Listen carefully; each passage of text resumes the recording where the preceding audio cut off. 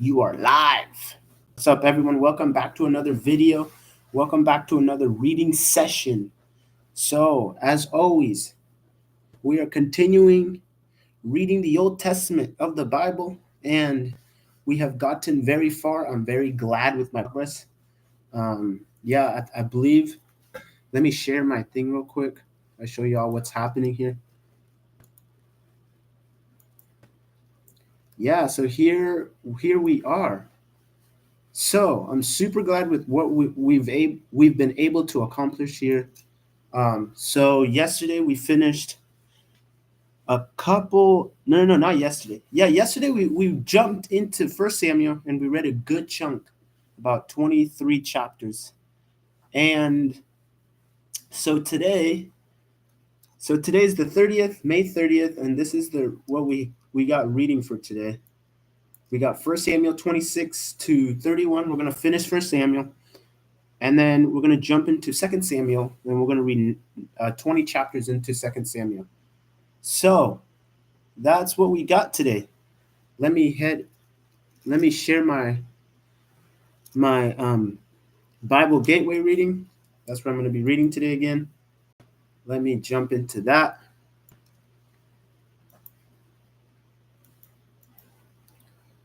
Give me 1 second, y'all.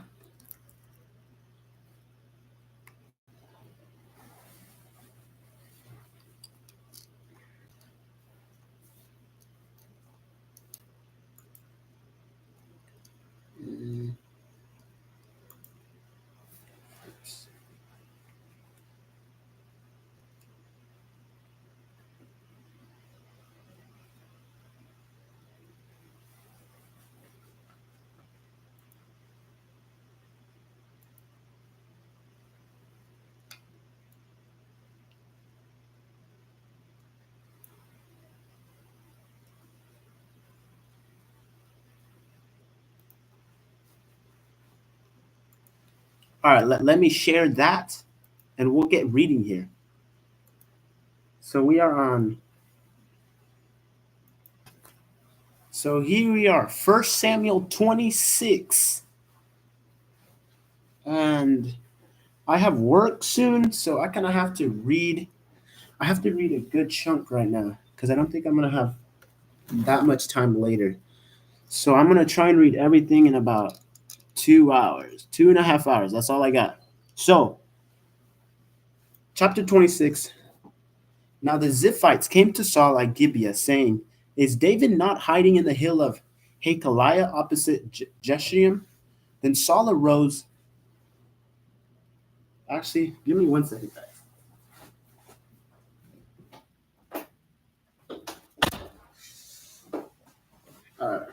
There's some. I had my fan going on. It's kind of loud. So, what do we got here?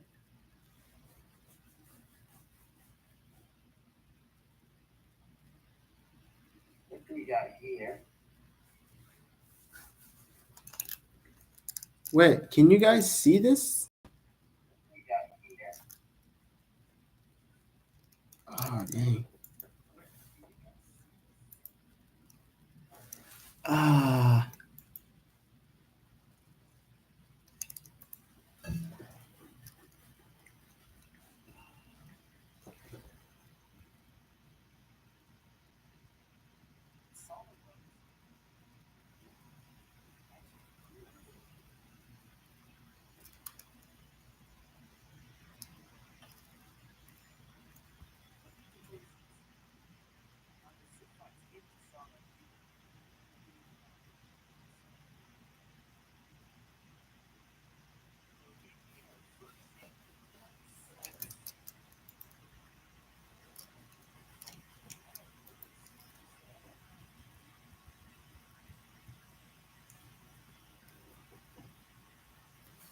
All right. Let me know if you guys can see this. I think.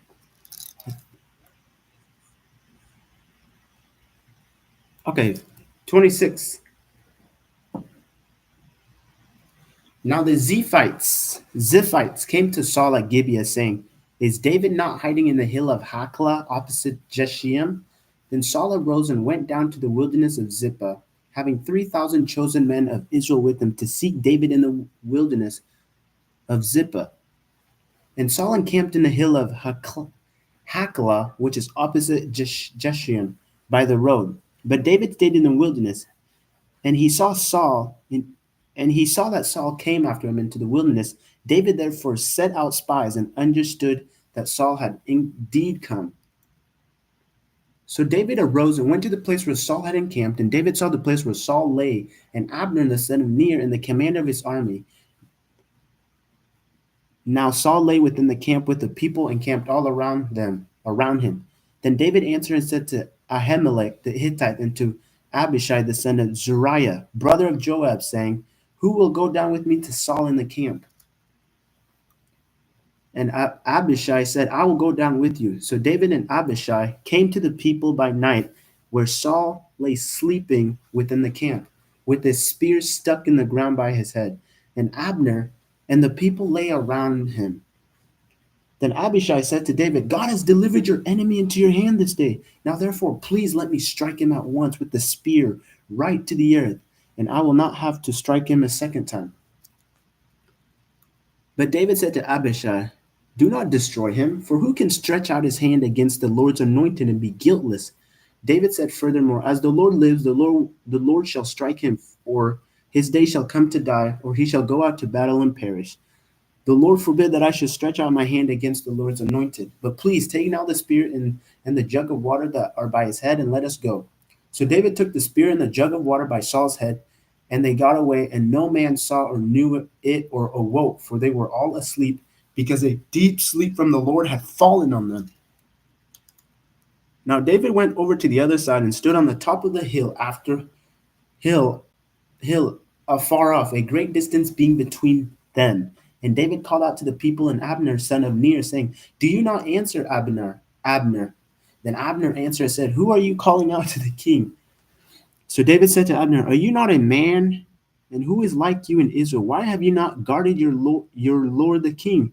For one of the people came in to destroy your lord the king. This thing that you have done is not good. As the Lord lives, you deserve to die, because you have not guarded your master, the Lord's anointed. And now see where the king's spear is, and the jug of water that was by his head." Then Saul knew David's voice and said, "Is that your voice, my son David?" David said, "It is my voice, my lord, O king." And he said, "Why does my lord thus pursue his servant? For what have I done, or what evil is in my hand? Now therefore, please let my lord the king hear the words of his servant. If the Lord has stirred up against me, let him accept an offering. But if it is the children of men, may they be cursed before the Lord. For they have driven out this day from sharing in the inheritance of the Lord, saying, 'Go serve other gods.' So now do not let my blood fall to the earth before the face of the Lord, for the king of Israel has come out to seek a flea, as when one hunts a partridge in the mountain." Then Saul said, "I have sinned. Return, my son David, for I will harm you no more, because my life was precious in your eyes this day. Indeed, I have played a fool and erred exceedingly." And David answered and said, Here's the king's spear. Let one of the young men come over and get it. May the Lord repay every man for his righteousness and his faithfulness. For the Lord delivered you into my hand today, but I will not stretch out my hand against the Lord's anointed. And indeed, as your life was valued much this day in my eyes, so let my life be valued much in the eyes of the Lord, and let him deliver me out of all tribulation. Then Saul said to David, "May you be blessed, my son. You shall both do great things and also still prevail." So David went on his way, and Saul returned to his place. So this is another instance where David, literally, God gives Saul into David's hands, and he has this opportunity to basically take out Saul, because Saul has almost thrusted multiple. Saul has thrown multiple spears at David, and so David's such a righteous guy. He just keep growing, and it's super cool to see that. Just God just building up the character of who he is. And David said in his heart, "Now I will perish someday by the hand of Saul. There's nothing better for me that I should speedily escaped to the land of the Philistines, and Saul would despair of me to seek me any more in any part of Israel. So I shall escape out of his hands. Then David arose and went over with 600 men who were with him to Achish, the son of Moab, king of Gath. So David dwelt with Achish at Gath, he and his men, each man with his household, and David and his two wives, Ahaniam the Jezreelites, and Abigail the Carmelite, Nabal's widow.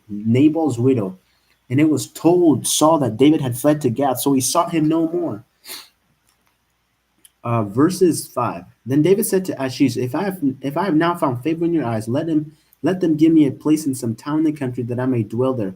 For why should your servant dwell in the royal city with you? So Achish gave him Ziklag that day. Before Ziklag has belonged to the king of Judah to this day. Now the time that David dwelt in the country of the Philistines was 1 full year and 4 months.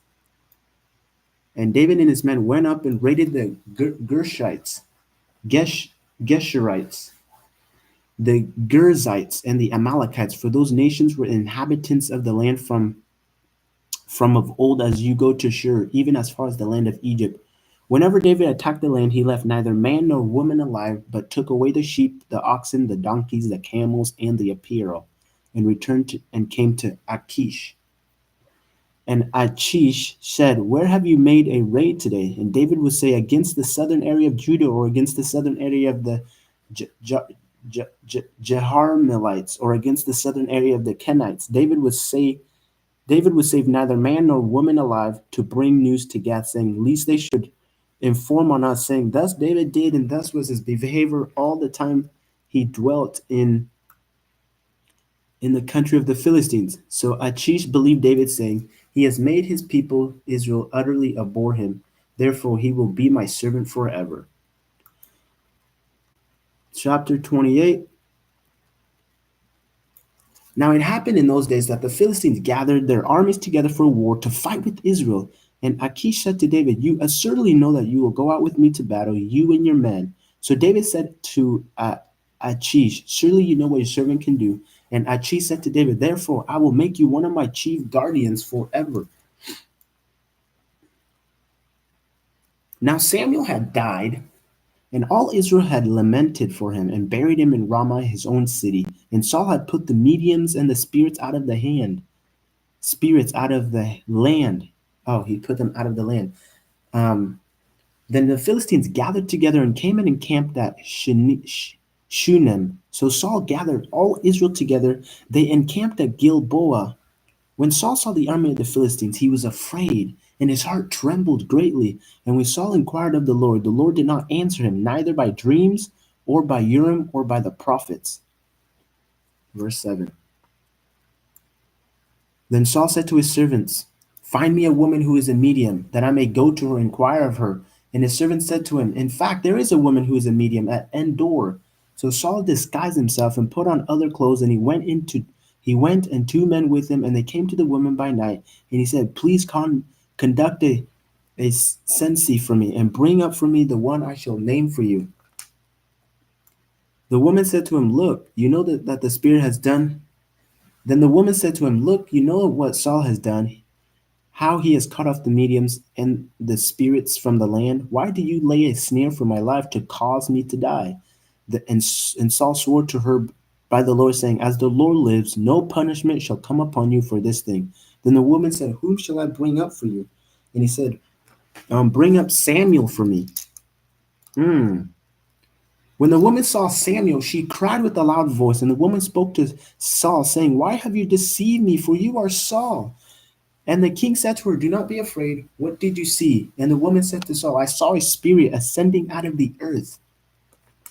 So he said to her, what is this form? What is his form?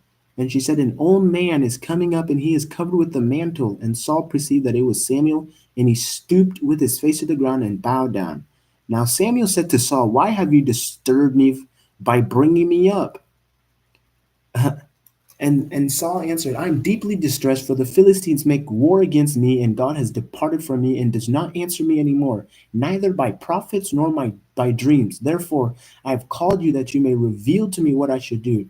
Then Samuel said, so why do you ask me, seeing the Lord has departed from you and has become your enemy. And the Lord has done for himself as he spoke by me. For the Lord has torn the kingdom out of your hand and given it to your neighbor David, because you did not obey the voice of the Lord, nor execute his fierce wrath upon Amalekites. Therefore, the Lord has done this thing to you this day. Moreover, the Lord will deliver Israel with you into the hand of the Philistines, and tomorrow you and your sons will be with me. The Lord will also deliver the army of Israel into the hand of the Philistines. Immediately Saul fell full length on the ground and was dreadfully afraid because of the words of Samuel. And there was no strength in him, for he had eaten no food all day or all night. And the woman came to Saul and saw that he was severely troubled, and said to him, Look, your maidservant has obeyed your voice, and I've put my life in my hands and heeded the words which you spoke to me. Now therefore, please heed also the voice of your maidservant, and let me set a piece of bread before you, and eat, that you may have strength when you go on your way. But he refused and said, I will not eat. So his servants, together with the woman, urged him, and he heeded their voice. Then he arose from the ground and sat on the bed. Now the woman had a fatted calf in the house, and she hastened to kill it.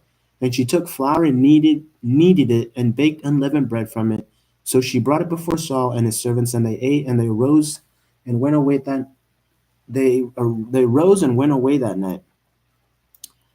Interesting story. Interesting story. Interesting story. So Saul is afraid, and he brings up the spirit of Samuel, because God's not with him anymore. And it's really interesting how Samuel's like, wait, why did you bring me up? Why did you bring me up from my sleep or from the dead? Basically, Saul brought Samuel up from the dead, his spirit, and that's an interesting story. Go read 1 Samuel 28. Then the Philistines gathered together all their armies at Aphek, and the Israelites encamped by a fountain which is in Jezreel. And the Lord of the Philistines passed in reviews by hundreds and by thousands.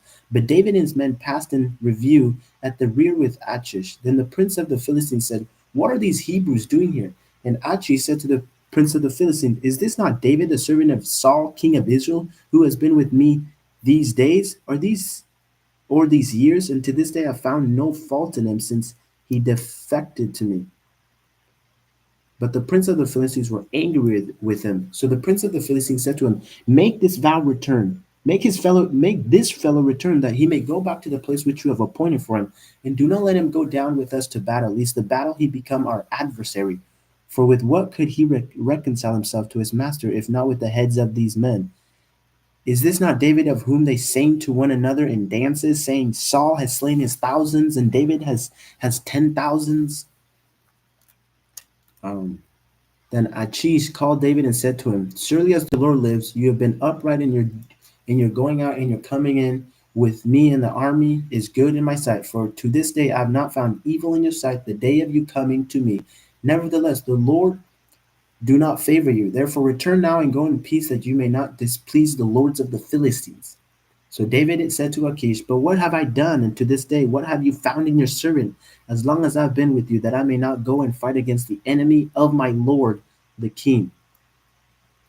Then Achish answered and said to David, I know that you are as good in my sight as an angel of God. Nevertheless, the prince of the Philistines have said, He shall not go up with us to battle. Now therefore rise early in the morning with your master's servants who have come with you, and as soon as you are up early in the morning and have light, depart.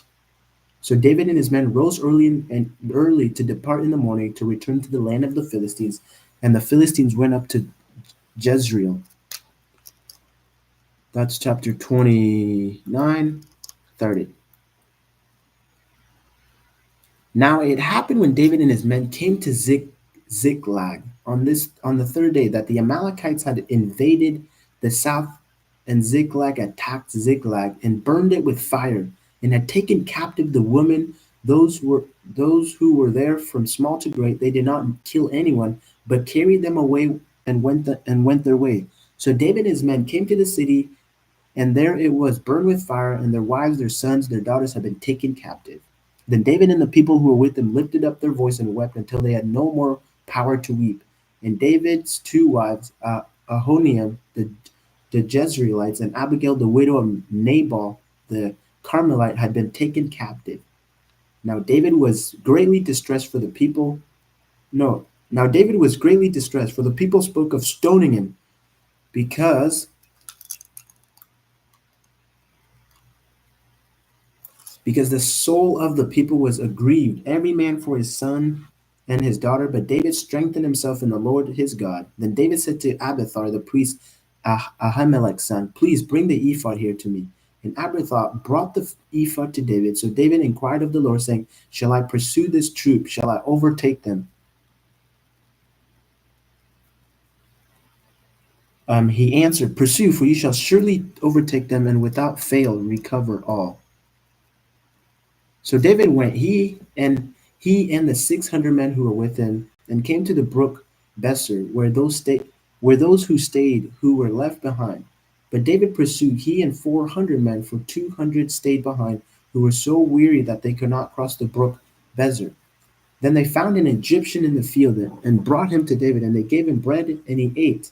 And they let him drink water, and they gave him a piece of cake, of figs, and 2 clusters of grain. So when he had eaten, his strength came back to him, for he had eaten no bread nor drunk water for 3 days and 3 nights. Then David said to him, to whom do you belong, and where are you from? And he said, I am a young man from Egypt, servant of an Amalekite, and my master left me behind because 3 days ago I fell sick. We made an invasion of the southern area of the Cherethites in the territory which belonged to Judah, and of the southern area of Caleb, and we burned Ziklag with fire. And David said to him, can you take me down to his troop?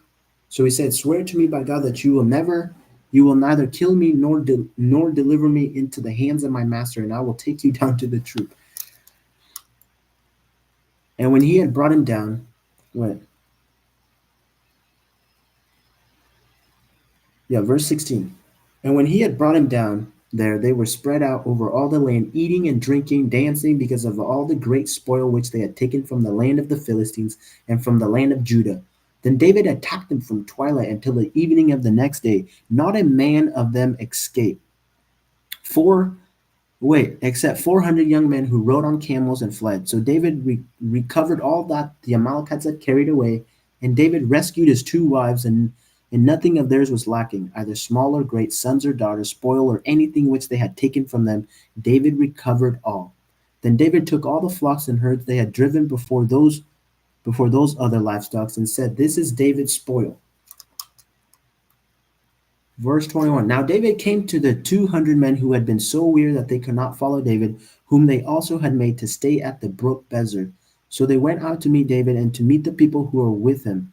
And when David came near the people, he greeted them. Then all the wicked and the worthless men of those who went with David answered and said, because they did not go with us, we will not give them any of the spoil that we have recovered, except for every man's wife and children, that they may lead them away and depart. Verse 23. But David said, my brethren, you shall not do so with what the Lord has given us, who has preserved us and delivered into our hand the troop that came against us. For who will heed you in this matter? But as this part is who goes down to the battle, so shall his part be who stays by the supplies. They shall share alike. So it was from that day forward he made it a statute and an ordinance for Israel to this day. Verse 26. Now when David came to Ziklag, he sent home of the spoil to the elders of Judah, to his friends, saying, here is a present for you from the spoil of the enemies of the Lord, to those who were in Bethel, those who were in Ramoth of the south, those who were in Jatir, those who were in Arir, those who were in Sifmoth, those who were Eshtemoa, those who were in Rachal, those who were in the cities of Rahamites, those who were in the cities of the Kenites, those who were in Harma, those who were in Croshan, those who were in Athcha, those who were in Hebron, and to all the places where David himself and his men were accustomed to rove. So that is chapter 29. Oh, that's chapter 30. Chapter 31. Now, the Philistines fought against Israel, and the men of Israel fled from before the Philistines and fell slain on Mount Gilboa. Then the Philistines followed hard after Saul and his sons, and the Philistines killed Jonathan, Abinadab, Malchishua. Oh, that's his name. Wait, what? Malchishua, Saul's son. Oh, they killed all three of his sons. Oh, shoot. The battle became fierce against Saul. The archers hit him, and he was severely wounded by the archers. Then Saul said to his armor bearer, "Draw your sword and thrust me through with it, lest these uncircumcised men come and thrust me through and abuse me." But his armor bearer would not, for he was greatly afraid. Therefore Saul took a sword and fell on it. Then his armor bearer saw that Saul was dead. He also fell on his sword and died with him. So Saul, his three sons, his armor bearer, and all his men died together that same day. And when the men of Israel who were on the other side of the valley, those who were on the side of the Jordan, saw that the men of Israel had fled and that Saul and his sons were dead, they forsook the cities and fled, and the Philistines came and dwelt in them. So it happened the next day, when the Philistines came to strip the slain, that they found Saul and his three sons fallen on Mount Gilboa. And they cut off his head and stripped off his armor and sent word throughout the land of the Philistines to proclaim it in the temple of their idols and among the people. Then they put his armor in the temple of the Ashtoreth, and they fastened his body to the wall of Pethshan. Now when the inhabitants of Jabesh Gilead heard what the Philistines had done to Saul, all the valiant men arose and traveled all night and took the body of Saul and the bodies of his sons from the wall of Bethshan. And they came to Jabesh and burned them there. Then they took their bones and buried them under the terebinth tree at Jabesh and fasted 7 days. So I think that's the end of. We just finished the book, the first book of Samuel. Let's get it. We just finished the first book of Samuel, guys. That is absolutely amazing. Let's continue here. The book of 2 Samuel, chapter 1. Here it is. 2 Samuel, chapter 21. You guys stay tuned.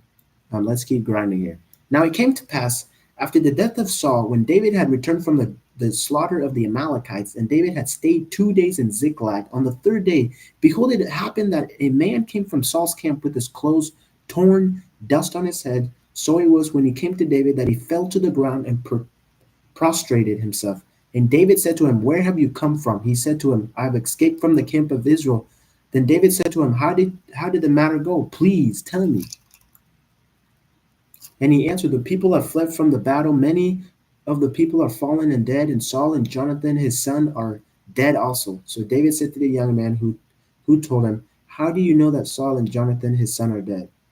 Then the man, hold up. Then the young man who told him said, "As I happened by chance to be at Mount Gilboa, there was Saul leaning on his spear, and indeed the chariots and horsemen followed hard after him. Now when he looked behind him, he saw me and called me, and I answered, 'Here I am.' And he said to me, 'Who are you?' So I answered, 'I am an Amalekite.' And he said to me again, 'Please stand over me and kill me, for anguish has come upon me, but my life still remains in me.' So I stood over him and killed him, because I was sure that he would not live after he had fallen. And I took the crown that was in his head and the bracelet that was on his arm and brought them here to my Lord." I don't know if it's true, because we just read in chapter 31 that Saul fell on his sword and he died. Therefore, David took hold of his own clothes and tore them. So did all the men who were with him. And they mourned and wept and fasted until evening for Saul and for Jonathan his son, for the people of the Lord and for the house of Israel, because they had fallen by the sword. Then David said to the young man who told him, "Where are you from?" And he answered, "I am the son of an alien, an Amalekite." So David said to him, "How was it that you were not afraid to put forth your hand to destroy the Lord's anointed?" Then David called one of the young men and said, "Go near and execute him." And he struck him so that he died. So David said to him, "Your blood is on your own head, for your own mouth has testified against you, saying, 'I have killed the Lord's anointed.'" That is crazy. I think the Amalekite, the alien, this Amalekite person thought that he's probably gonna get a reward from David. That's why he's saying all this. I think he's adding because it David did not die from the Amalekite killing him. He died because he fell on his sword. So I'm not sure exactly where he's grabbing this story. Maybe it is true that he ended up killing Saul. I think he took off. Maybe he took off his head. I don't know. But it's interesting how it's kind of a different. Um, he's kind of telling a different story than what we read in chapter 31 here. Actually, let me write this thing down.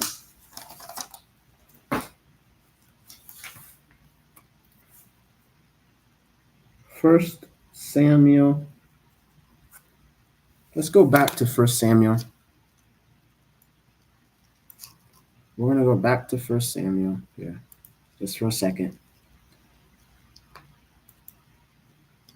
Just for a second.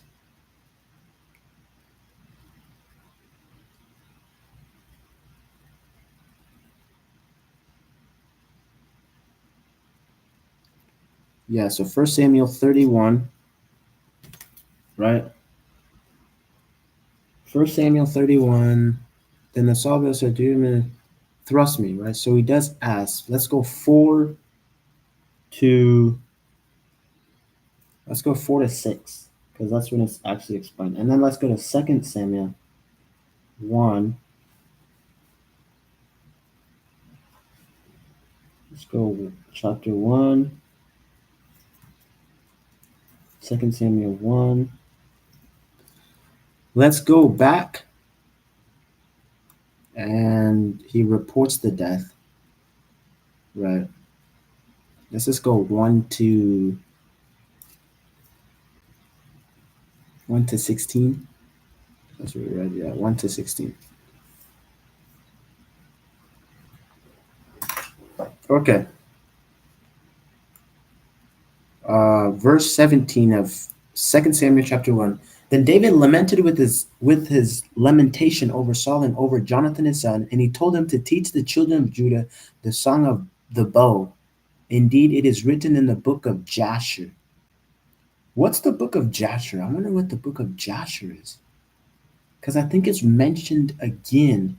Oh, it's mentioned earlier in a different book. I'm not sure what book it was. But I do remember. Actually, let me write it down. I think it was in Joshua. I think it was in Joshua. Let me actually write this thing down. 2 Samuel 1 verses 18. Book of Jasher. The beauty of Israel is slain on your high places. How the mighty have fallen. Tell it not in Gath. Proclaim it not in the streets of Ashkelon. Lest the daughters of the Philistines rejoice, lest the daughters of the uncircumcised triumph. O mountain of Gilboa, let there be no dew nor rain upon you, nor fields of offerings, for the field of the mighty is cast away there, the shield of Saul not anointed with oil, for the blood of the slain, from the fat of the mighty, the bow of Jonathan did not turn back, and the sword of Saul did not return empty. Saul and Jonathan were beloved and pleasant in their lives, and in their death they were not divided. They were swifter than eagles, they were stronger than lions. O daughters of Israel, weep over Saul, who clothed you in scarlet with luxury, who put ornaments of gold on your apparel. How the mighty have fallen in the midst of the battle. Jonathan was slain in your high places. I am distressed for you, my brother Jonathan. You have been very pleasant to me. Your love to me was wonderful, surprising the love of women. How the mighty have fallen, and the weapons of war perished. So this is David's little word of mourning, right? Let's go to chapter 2 here. It happened after this that David inquired of the Lord, saying, Shall I go up to any of the cities of Judah? And the Lord said to him, Go up. David said, Where should I go? And he said, To Hebron. So David went up, and his 2 wives also, Ahinoam the Jezreelite, and Abigail the widow of Nabal the Carmelite. And David brought up the men who were with him, every man with his household, so they dwelt in the cities of Hebron. Then the men of Judah came And they anointed David king over the house of Judah, and they told David, saying, the men of Jabesh Gilead were the ones who buried Saul. So David sent messengers to the men of Jabesh Gilead and said to them, you are blessed of the Lord, for you have shown his kindness to your Lord, to Saul, and have buried him. And now may the Lord show kindness and truth to you. I also will repay you his kindness, you this kindness, because you have done this thing. Now therefore let your hands be strengthened and be valiant, for your master Saul is dead, and also the house of Judah has anointed me king over them. Now Abner, the son of Ner, commander of Saul's army, took Ishbosheth, the son of Saul, and brought him over to Mahanaim, and he made him king over Gilead, over the Asherites, over Jezreel, over Ephraim, over Benjamin, over all Israel. Ishbosheth, Saul's son, was 40 years old when he began to reign over Israel, and he reigned 2 years. Only the house of Judah followed David, and the time that David was king in Hebron over the house of Judah was 7 years and 6 months. And the time that David was king in Hebron over the house of Judah was, so I think the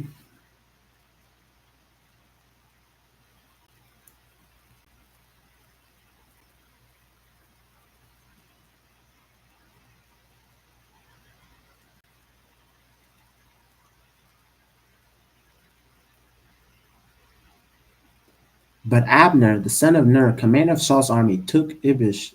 What? Yeah. So he's made king over Israel. Now Abner, the son of Ner, the servants of Ishbosheth, the son of Saul, went out from Mahanaim to Gibeon. And Joab the son of Zeruiah and the servants of David went out and meet them by the pool of Gibeon. So they sat down, one on one side of the pool and the other on the other side of the pool. Then Abner said to Joab, let the young men now arise and compete before us. And Joab said, let them rise. So they rose and went over by number, 12 from Benjamin, followers of Ishbosheth, the son of Saul, and 12 from the servants of David, and each one grasped his opponent by the head and thrust his sword in his opponent's side, so they fell down together. Therefore that place was called the field of sharp swords, which is in Gibeon. So there was a very fierce battle that day, and Abner and the men of Israel were beaten before the servants of David. Now the three sons of Zeruiah were there, Joab, Abishai, and Ashiel. And Ashiel was a fleet of foot as a wild gazelle. So Ashiel pursued Abner, and in going he did not turn to the right hand or to the left from following Abner. And Abner looked behind him and said, are you Ashiel? And he answered, I am. And Abner said to him, turn aside to your right hand or to your left land. Where? And Abner said to him, turn aside to your right hand or to your left, and lay hold on me, one of the young men, and take his armor for yourselves. But Ashiel would not turn aside from falling. So Abner said again to Ashiel, turn aside from following me. Why should I strike you to the ground? How could I face your brother Joab? However, he refused to turn aside. Therefore Abner struck him in the stomach with the blunt end of the spear, so that the spear came out of his back, and he fell down there and died on the spot. So it was that as many wait. So it was that as many as came to the place where Ashiel fell down and died stood still. So that's interesting. And Joab and Abishai also pursued Abner, and the sun was going down when they came to the hill of Ammah, which is before Giah, by the road to the wilderness of Gibeon. Now the children of Benjamin gathered together behind Abner and became a unit and took their stand on top of a hill. Then Abner called to Joab and said, shall the sword devour forever? Do you not know that it will be bitter in the latter day? How long will it be then until you tell the people to return from pursuing their brethren? And Joab said, as God lives, unless you have spoken surely, then by by morning all the people would have given up pursuing their brethren. So Joab blew a trumpet, and all the people stood and did not pursue Israel anymore, nor did they fight anymore. Then Abner and his men went on all that night through the plain, crossed to the plain, crossed over the Jordan, and went through all Bithron, and they were and there were they went through all Bithron, and they came to Mahanaim. So Joab returned from pursuing Abner, and when he had gathered all the people together, there were missing of David's servant 19 men in Asheel, but the servant of David had struck down of Benjamin and Abner's men 360 men who died. Then they took up Asahel and buried him in his father's tomb, which was in Bethlehem. And Joab and his men went all night, and they came to Hebron at daybreak. Chapter 3 of 2 Samuel.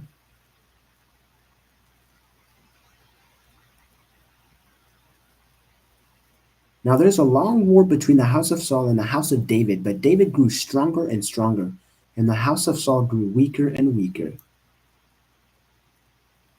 The sons were born to David in Hebron. His firstborn was Amnon by Ahaniam the Jezreelite. His second, um, Shalab by Abigail, the widow of Nabal the Carmelite. The third, Absalom, the son of Micaiah, the daughter of Talmai, king of Geshur. The fourth, um, Adonijah, the son of Haggith. The fifth, Shephatiah, the son of Abital. And the sixth, Ithram, by David's wife, Eglah. These were born to David in Hebron. So David had more than. So David's collecting wives here, it seems like, because he has Abigail, the widow from. He has Abigail, and then he has Ahiniam, and then he has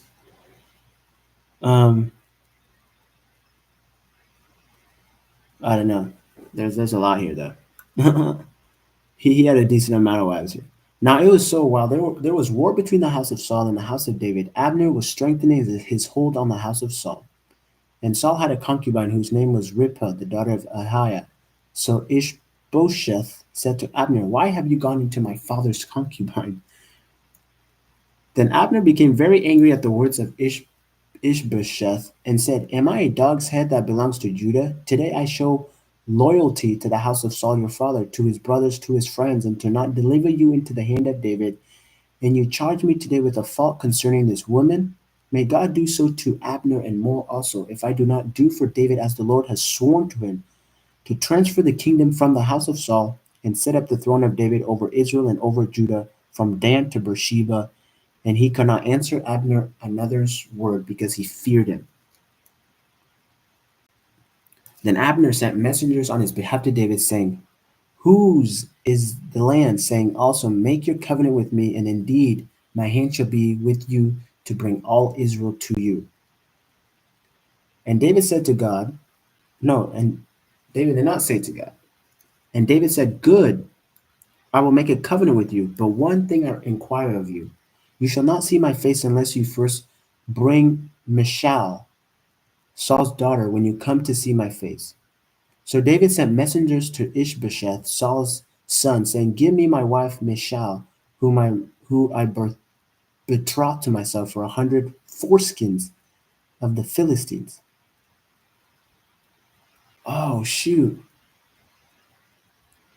Hold up. So David sent messengers to Ishbosheth, Saul's son, saying, "Give me my wife Michal, whom I betrothed to myself for 100 foreskins of the Philistines." And Ishbosheth sent and took her from her husband from Paltiel, the son of Laish.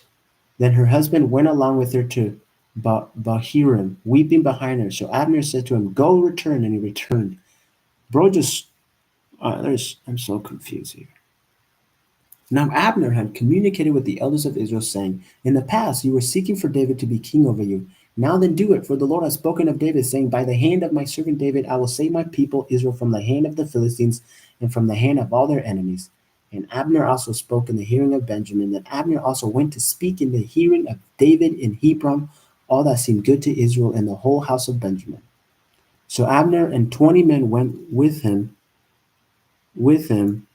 came to David at Hebron, and David made a feast for Abner, and the men were with him. Then Abner said to David, I will arise and go and gather all Israel to my lord the king, that they may make a covenant with you, and that you may reign over all that your heart desires. So David sent Abner away, and he went in peace.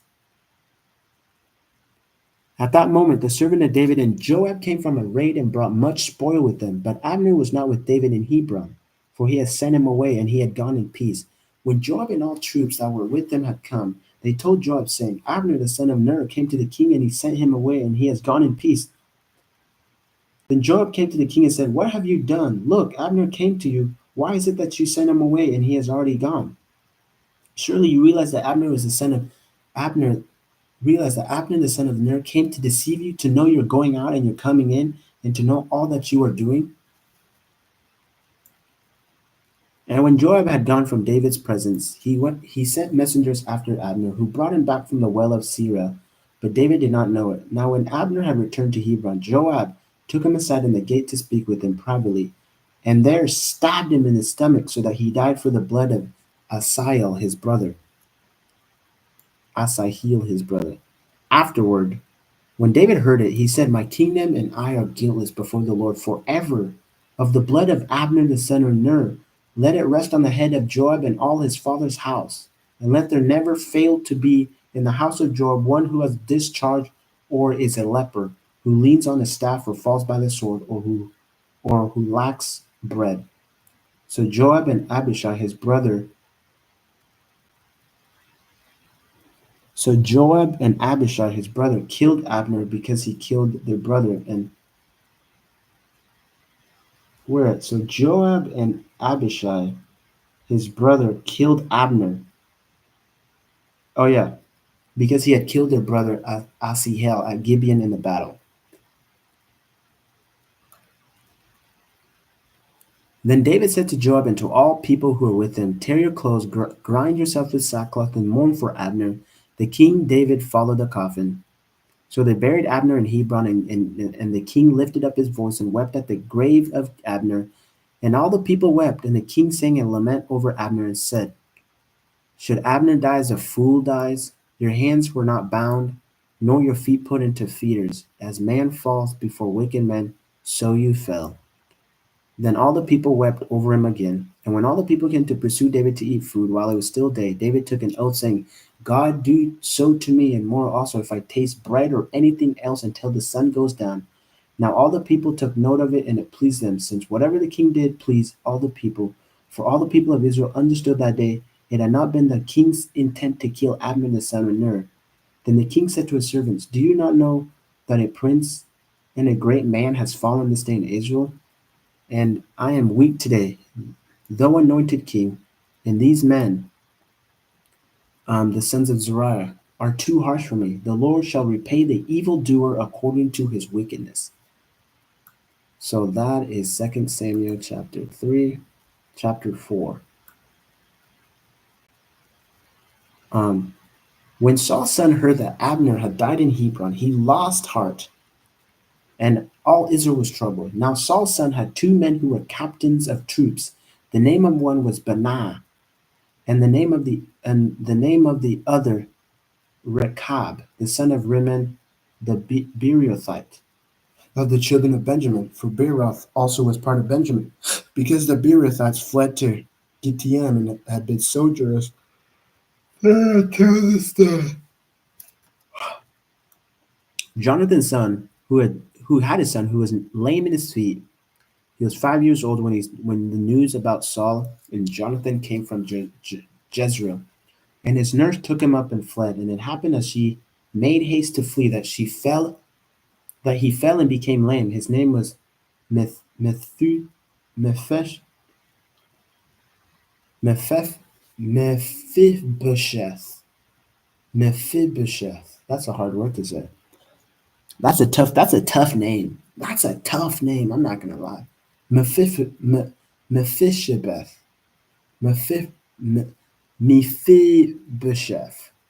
That's gonna take time to be able to pronounce that. Then the sons of Ramon the Beerothite, Rachab and Banah, sent out and came about the heat of the day to the house of Ishbosheth, who was laying in his bed, who was laying on his bed at noon, and they came there all the way into the house as though to get wheat, and they stabbed him in the stomach. Then Rachab and Banah his brother escaped. For when they came into the house, he was lying on his bed in the bedroom. Then they struck him and killed him, beheaded him and took his head, and were all night escaping through the plain. Wait, I thought they stabbed him. Oh, they struck him, and so they came there.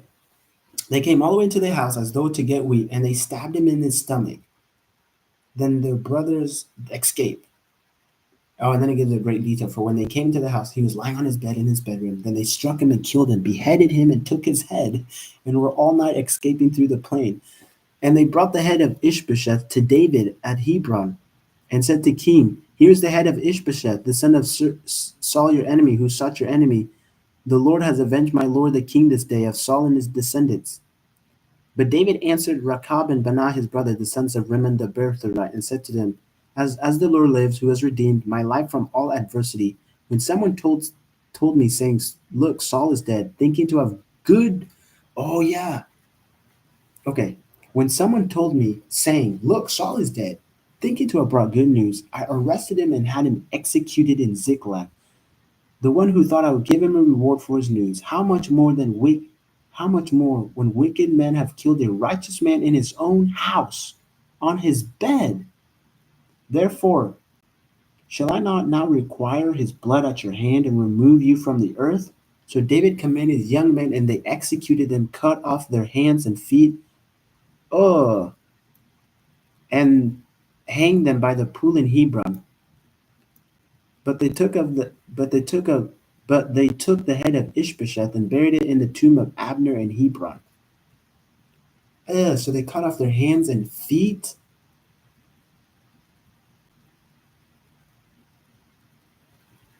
Oh my goodness, that's terrible. That's a terrible way to die. I'm not gonna lie.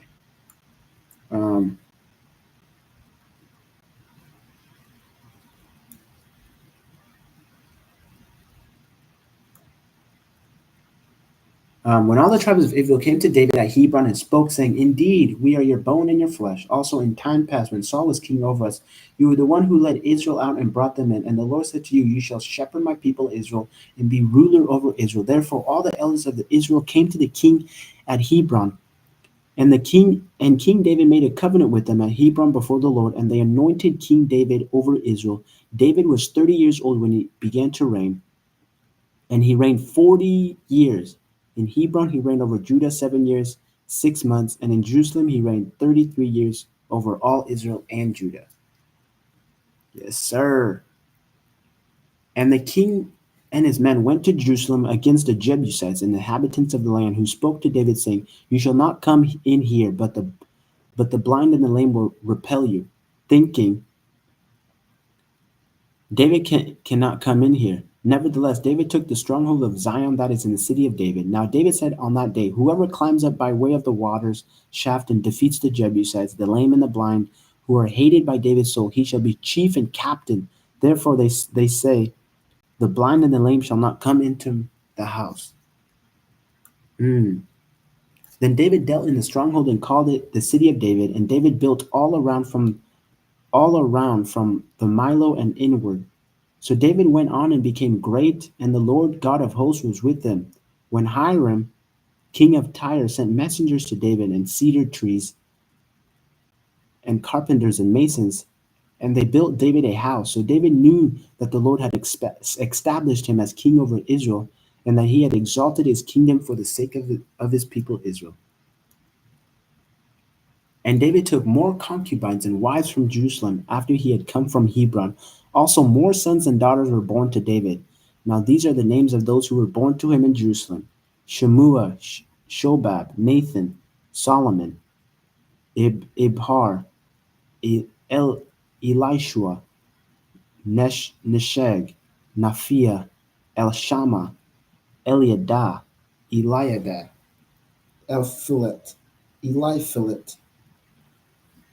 So those are just the names of David's children. Now, when the Philistines heard that they had anointed King David over Israel, all the Philistines went up to search for David, and David heard of it and went down to the stronghold. The Philistines also went and destroyed themselves in the valley of Rephaim. So David inquired of the Lord, saying, Shall I go up against the Philistines? Will you deliver them into my hand?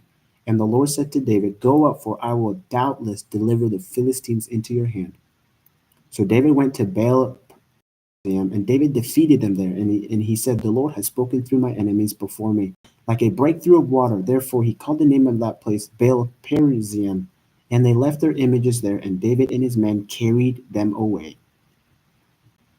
Then the Philistines went up once again and deployed themselves in the valley of Rephaim. And therefore David inquired of the Lord, and he said, You shall not go up. Circle around behind them, and come upon them in the front of mulberry trees. And it shall be when you bear the sound of marching in the troops of the mulberry trees, then you shall advance quickly. For then the Lord will go out before you to strike the camp of the Philistines. And David did so as the Lord commanded him, and he drove back the Philistines from Geba as far as Gezer.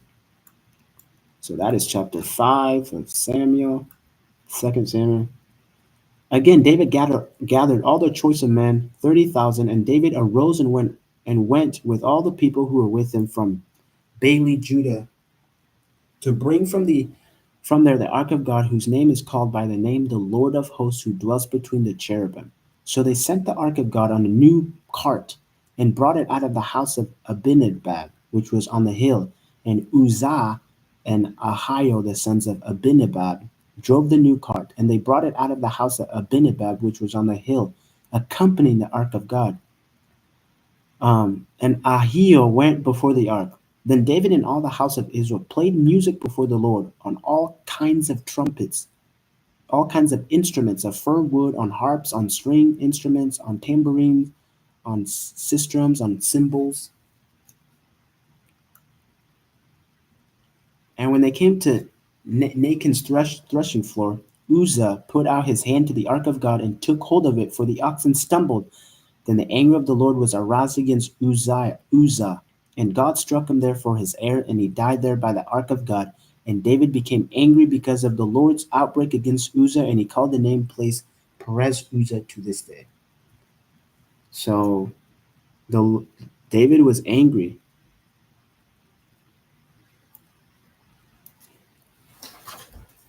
Second Samuel 6. What? Are we on 6? Yeah, 6. 2 Samuel 6, 6 to 8. David was afraid of the Lord that day and said, How can the ark of God come to me? So David would not move the ark of the Lord with him in the city of David, but David took it aside in the house of Obed-Edom the Gittite. The ark of the Lord remained in the house of Obed-Edom the Gittite 3 months, and the Lord blessed Obed-Edom and all his household. And I was told, King David saying, The Lord has blessed the house of Obed-Edom and all that he belongs to him because of the ark of God. So David went and brought up the ark of God from the house of Obed-Edom to the city of David with the gladness. And so it was, when those bearing the ark of the Lord had gone 6 places, that he sacrificed oxen and fatted sheep. Then David danced before the Lord with all his might, and David was wearing a linen ephod. So David and all the house of Israel brought out the ark of the Lord with shouting and with the sound of trumpet. Now as the ark of the Lord came into the city of David, Michal, Saul's daughter, looked through the window and saw King David leaping and whirling before the Lord, and she despised him in her heart. So they brought the ark of the Lord and set it in its place in the midst of the tabernacle that David had erected for him. Then David offered burnt offerings and peace offerings before the Lord. And when David had finished offering burnt offerings and peace offerings, he blessed the people in the name of the Lord of hosts.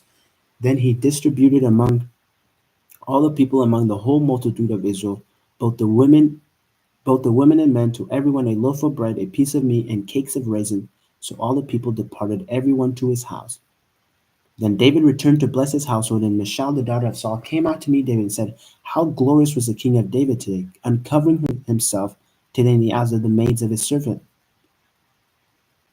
Well, how glorious was the king of Israel today, uncovering himself today in the eyes of the maids of his servants. as one of the base fellows shamelessly uncovers himself. Hmm. So David said to Michal, "It was before the Lord who chose me instead of your father and all his house to appoint me ruler over the people of Israel, over the people of the Lord, over Israel. Therefore, I will play music before the Lord, and I will be even more undignified than this, and will be humble in my own sight. But as for the maidservant of whom you have spoken, by them I will be held in honor." Therefore, Michal, the daughter of Saul, had no children to the day of her death. Dang. Because she criticized David because he was dancing, God punished her with no childbearing?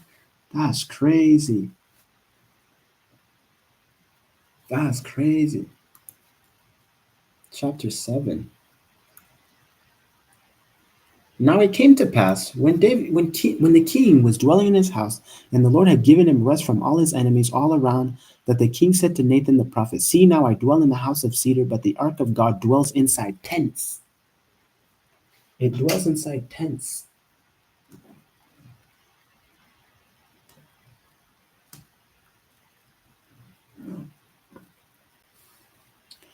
Um. Then Nathan said to the king, "Go do all that is in your heart, for the Lord is with you." But it happened that night that the word of the Lord came to Nathan, saying, "Go and tell my servant David, thus says the Lord, would you build a house for me to dwell in? For I have not dwelt in a house since the time that I brought the children of Israel up from Egypt, even to this day. But I have moved out in a tent and in a tabernacle. Wherever I have moved about all with all the children of Israel, have I ever spoken a word to anyone from the tribes of Israel, whom I command to shepherd my people Israel, saying, Why have you not built me a house of cedar? Now therefore, thus shall you say to my servant David, Thus says the Lord of hosts, I took you from the sheepfold, from following the sheep, to be ruler over my house over Israel, and I have been I have been with you wherever you have gone, and have cut off all your enemies from before you, and have made you a great name, like the name of the great men who are on the earth. Moreover, I will appoint a place for my people Israel, and will plant them, that they may dwell in a place of their own and move no more. Nor shall the sons of wickedness oppress them any more, as previously. Since the time that I commanded judges to be over my people Israel, and have caused you to rest from all your enemies, also the Lord tells you that he will make you a house. Um, when your days are fulfilled and you rest with your fathers, I will set up your seed after you, who will come from your body, and I will establish his kingdom. He shall build a house for my name, and I will establish the throne of his kingdom forever. I will be his father, and he shall be my son. If he commits iniquities, I will chasten him with the rod of men and with the blows of the sons of men. But my mer- but my mercy shall not depart from him, as I took it from Saul, whom I removed from before you, and your house and your kingdom shall be established forever before you. Your throne shall be established forever. Verse 17. According to all these words, and according to all this vision, so Nathan spoke to David. Then King David. What?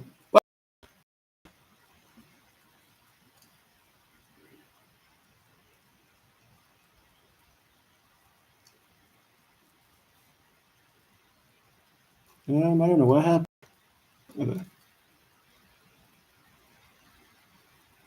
I don't know why I did that. All right.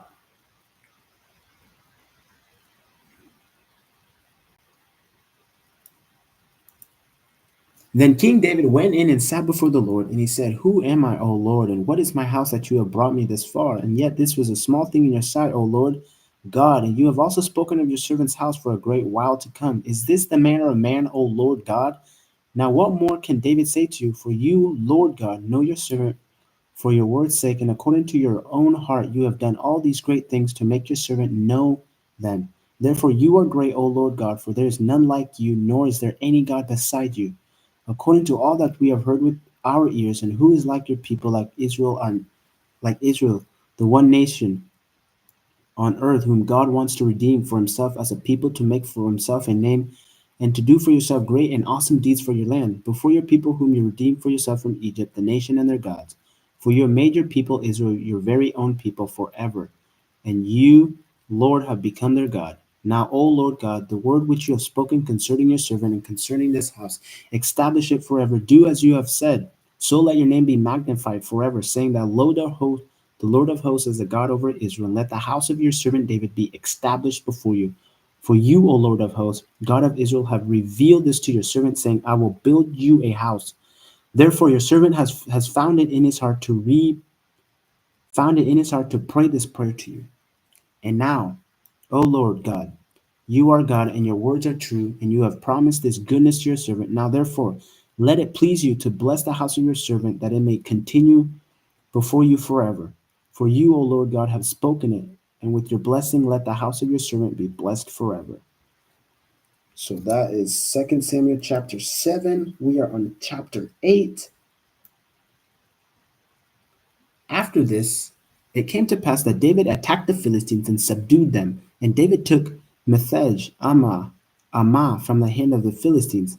And he defeated Moab, forcing them down to the ground. And he measured them off with a line. With 2 lines he measured off those to be put to death, and with one full line those to be kept alive. So the Moabites became David's servants and brought tribute. David also defeated Hadadezer, the son of Rahab, king of Zobah, as he went to recover his territory at the river Euphrates.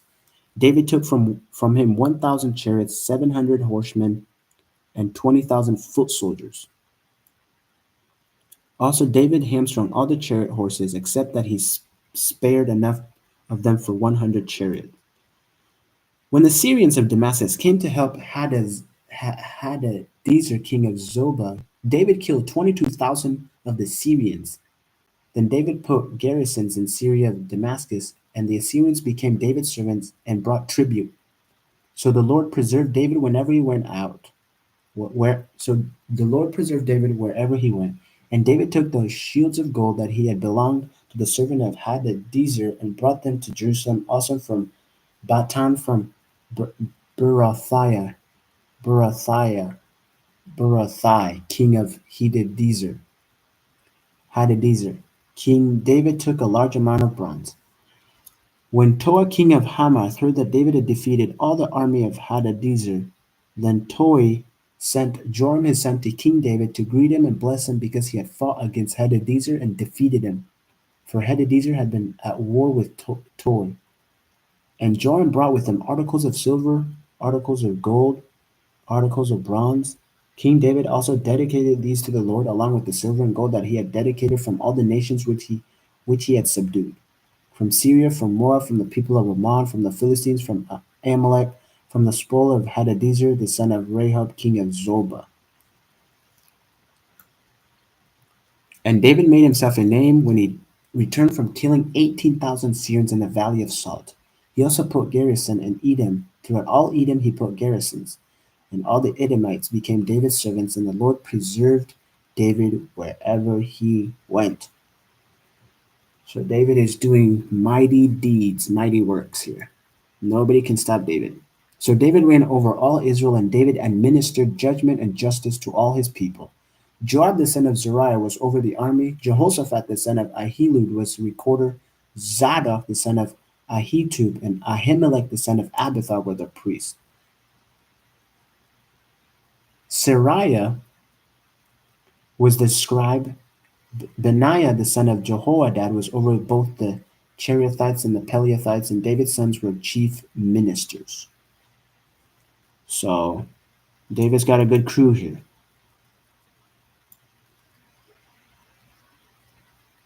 Now David said, Is there still anyone who is left of the house of Saul, that I may know him kindness for Jonathan's sake? And there was a servant of the house of Saul whose name was Ziba. So when they had called him to David, asked the king said to him, Are you Ziba? And he said, At your service. Then the king said, Is there not still someone of the house of Saul to whom I may show kindness of God? And Ziba said to the king, There is still son of Jonathan who is lame in his feet. So the king said to him, Where is he? And Ziba said to the king, Indeed, he is in the house of Machir, the son of Amiel, in Lo-debar. Then King David sent and brought him out of the house of Machir, the son of Amiel, from Lo-debar. Now when Mephibosheth, Mephibosheth, Mephibosheth, the son of Jonathan, the son of Saul, had come to David. He fell on his face and prostrated himself. Then David said to Mephibosheth, and he answered, "Here is your servant." So David said to him, "Do not fear, for I will surely show you kindness for Jonathan your father's sake, and I will restore to you all the land of Saul your grandfather, and you shall eat bread at my table continually." Then he bowed himself and said, "What is your servant that you should look upon such a dead dog as I?" And King David called to Ziba, Saul's servant, and said to him, "I have given to your master's son all that belonged to Saul and to all his house. You therefore, you and your son and your servant shall work the land for him. You shall bring him in the harvest, that your master's son may have food to eat. But, but Mephibosheth, your master's son, shall eat bread at my tables always." Now Ziba had 15 sons and 20 servants, so he was wealthy too. Then Ziba said to the king, "According to all that the Lord, the king, has commanded his servant, so will your servant do. As for Mephibosheth," said the king, "he shall eat at my table like one of the king's sons." Mephibosheth had a young son whose name was Micah, Micah, and all who dwelt in the house of Ziba were servants of Mephibosheth. So Mephibosheth dwelt in Jerusalem, for he ate continually at the king's table, and he was lame in both his feet. That's such a cool story. David is showing kindness because he had this bond with Jonathan. He's like, "Man, is there anybody that I can bless because of Jonathan, my friend that I lost?" You know what I'm saying? But like, man, imagine being Mephibosheth. It's like you're lame with two, like you don't got 2 feet. Like you're lame. You can't walk. You can't move. But then just like you have the kindness of David bringing Mephibosheth into the king's court and having Mephibosheth eat at the king's table all his life. Imagine that. Imagine feeling all is lost and then like you're at the king's court hanging out with King David and stuff. That's just crazy. That's just crazy. Because it seems like Mephibosheth had this like negative view on himself because he's like, "What is your servant that you should look upon such a dog as?" You get what I'm saying? Like he probably felt some form of I don't know. He probably was hurting because his father was dead, his grandfather was dead, and it seems like nothing was going right. He can't move. He's lame in both feet. So man, just the kindness that David gave him is such a cool story. Chapter 10. It happened after this that the king of Ammon, the king of the people of Ammon, died, and Hanun his son reigned in his place. Then David said, "I shall show kindness to Hanun the son of Nahash, as his father showed kindness to me."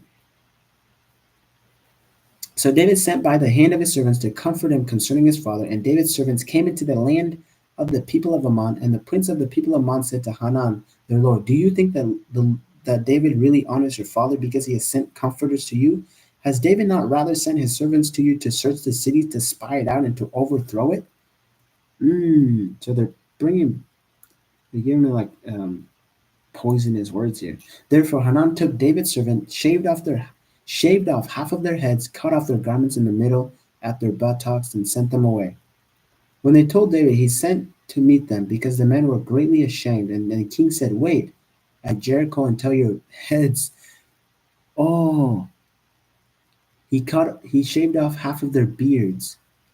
When they told David, he sent to meet them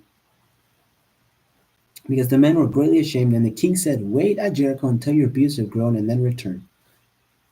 So that was something of disgrace.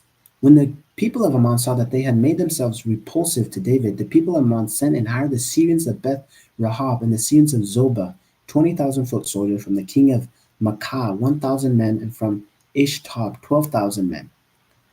Now when David heard of it, he sent Joab and all the army of the mighty men. Then the people of Ammon came out and put themselves in the battle array at the entrance of the gate, and the Syrians of Zobah, Beth Rahab, Ish Tob, and Makkah were by themselves in the field.